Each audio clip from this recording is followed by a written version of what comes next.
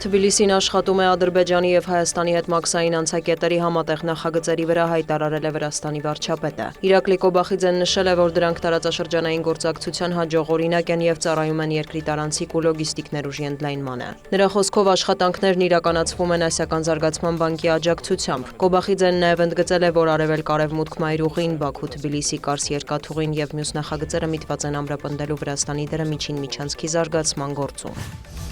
Իրանի ԱԳՆ-ն հերքել է Արևմտյան մամուլի տեղեկությունը, որ երկրում դեկտեմբերի 28-ից բռնկված ցույցերի ընթացքում զոհվել է 30,000 մարդ։ Ավելի վաղ Թեհրանից հայտնել էին, որ ցույցերի ընթացքում զոհվել է 3117 մարդ։ Արտգործնախարար Աբբաս Արաղչիի ձևակերպմամբ 2400-ը եղել են քաղաքացիական անձինք եւ անվտանգության աշխատակիցներ, 690-ը ահաբեկիչներ։ Իրանի գլխավոր դատախազն էլ հերքել է Թրամփի հայտարարությունը, որ ցույցերի ֆոնին հարված չեն հասցրել Իրանին, քանի որ Թեհրանը խոստացել է չեղարկել ձերբակալված 800 քաղաքացու մահապատիժը։ ԱՄՆ-Իրան լարվածությունը պահպանվում է, տեղեկություններ կան, որ ամերիկյան կողմն ուժեր է կուտակում Իրանի ուղղությամբ Մերձավոր Արևելքում։ Նաև հաղորդվում է, որ միջազգային մի շարք ավիաընկերություններ չեղարկում են Մերձավոր Արևելքում, այդ թվում Իսրայելում չվերթները։ Թեհրանից հայտարարել են, հակամարտություն չեն ցանկանում, բայց պատրաստ են պատերազմի։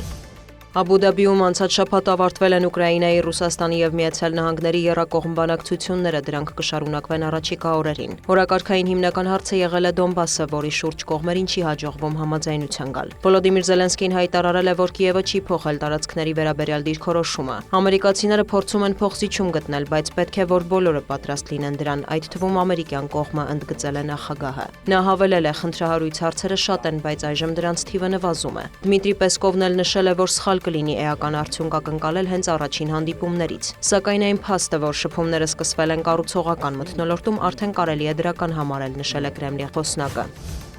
ԵՄ երկրները համաձայնել են ամբողջովին հրաժարվել ռուսական գազից, ակնկալվում է, որ հեղուկացված բնական գազի ներմուծումը կդադարեցվի մինչև 2027 թվականի հունվարի 1-ը, իսկ խողովակաշարային գազինը մինչև 2027-ի սեպտեմբերի 30-ը։ Հունգարիայի եւ Սլովակիայի ներկայացուցիչները դեմ են քվեարկել, սակայն Reuters-ը գրում է, որ ծրագիրն այնպես է մշակվել, որ որոշումը հաստատելու համար ԵՄ անդամ բոլոր երկրների համաձայնությունը չի պահանջվել։ Բուդապեշտն արդեն խոստացել է բողոքարկել նախաձեռնությունը Եվրոպական դատարանում։